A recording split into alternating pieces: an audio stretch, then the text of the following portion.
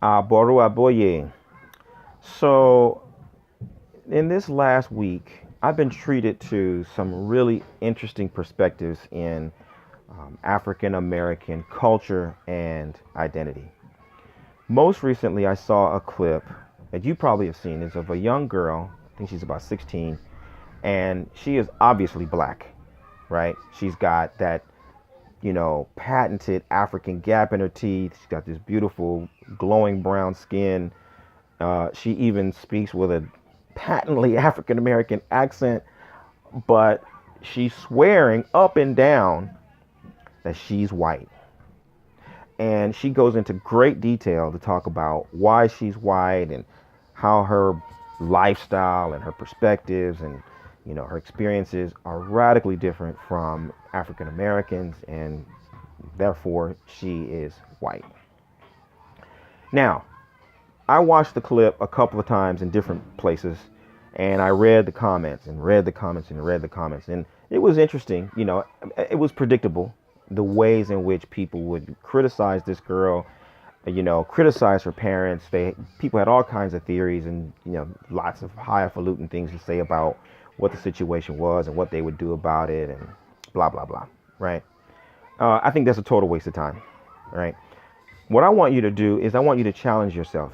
I want you to switch it a little bit. Okay, I want you to watch the video again, and everywhere that you hear this young girl say, "I'm not African American, I'm white," I want you to switch it and say, "I'm not African, I'm American. I'm not African, I'm black." Right? See, because over the years I talked to thousands and thousands of our people, and it's so pervasive in our community that people are on a spectrum of denial. Some people, yeah, feel like they don't identify with being African American. They more identify with being white for one reason or another. It's pervasive. You saw it also. There's another clip this week. There was a woman, older black woman, responsible, high powered, evolved person who said, "Don't identify me as black. Identify me as a Christian. I'm a Christian woman." Right? Same contradiction, though. If you trace it all the way back, it's the same kind of a contradiction that causes our people to deny the real cultural roots of who we are and our collective experiences and our shared values in favor of something that isn't ours, right? And so I want you to go and I want you to review that video. And everywhere you hear her say, "I'm not African American, I'm white," I want you to switch it in your mind. I'm not African, I'm African American. I'm not African, I'm black.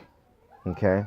That's the one thing I want you to do. I want you to just comb through it and see how, the contradiction that she's talking about really isn't that odd. It's just not your particular contradiction. Okay? And the reason why I want you to do this, one, is so that you can have a greater level of compassion and empathy and humility as you face other Africans who are just going through it. But also, I'm doing it because I want to invite you into a bigger conversation around how we can use our culture to resolve these deep-seated problems in the African American community. Okay? Right now, we just don't know what to do. We don't know how to act. We don't know what's supposed to happen next, precisely because we're not in touch with our culture. We're not practicing our culture. We're not dialed into our culture. And we don't have, an idea of what's on and what's off, what's right or what's wrong, what's heading in the right direction and what's a tangent, because we're not deliberately practicing our culture. These are the kinds of things that we're going to take on very, very methodically in my upcoming podcast, Your Culture is Your Brand.